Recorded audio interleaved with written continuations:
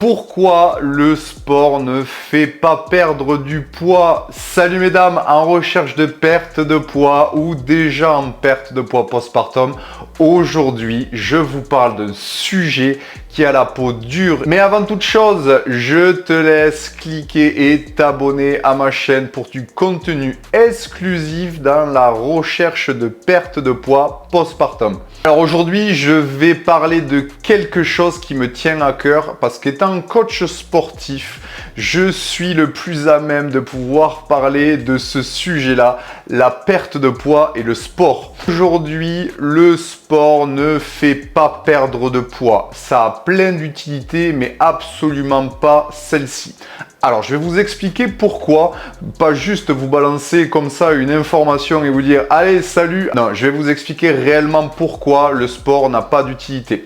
La première chose qu'il faut comprendre, et j'en ai déjà expliqué dans certaines de mes vidéos, comment se met en place la perte de poids. La perte de poids se met en place lorsque vous donnez moins d'énergie que ce que consomme votre corps. Donc, votre corps, toute la journée, va avoir une consommation énergétique qui lui est propre. Si vous donnez moins d'énergie à la journée, vous allez enclencher ce que l'on appelle une perte de poids. Vous allez être en déficit calorique. Or, aujourd'hui, la majeure partie de la dépense énergétique se fait avec le métabolisme. Le métabolisme, c'est la dépense énergétique qui va être opérée par votre corps pour vous maintenir en vie, maintenir des fonctions vitales comme la digestion, le cœur, le cerveau et vous maintenir aussi à une température de 37 degrés. Aujourd'hui, le sport ou n'importe quelle activité physique a une valeur très limitée dans la dépense d'énergie. Aujourd'hui, un métabolisme va dépenser entre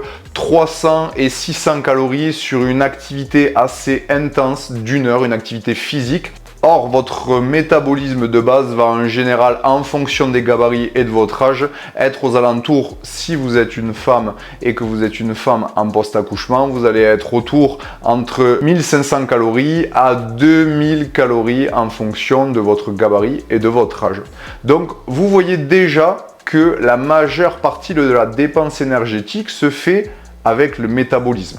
Autre chose, aujourd'hui, il est impossible de pouvoir savoir à l'instant T lorsque vous faites une activité physique combien votre corps est en train de dépenser. C'est très hétérogène et ça peut varier de 200 calories pour une heure de sport à 6 ou 700 calories. Ça dépend réellement de votre métabolisme et aussi de la manière dont vous allez exécuter cet effort physique. C'est pour ça qu'il est important de comprendre que d'une, la perte de poids se fait principalement avec votre métabolisme et l'autre chose, c'est qu'aujourd'hui, on surestime la capacité d'une activité physique à dépenser de l'énergie. Tout ça a été créé, alors d'une part pour une côté marketing, aujourd'hui on vend énormément de gadgets, on vend aussi des abonnements à la salle de sport en grande partie pour faire perdre du poids. Or aujourd'hui, si vous avez toujours la même habitude alimentaire et que vous faites du sport tous les jours,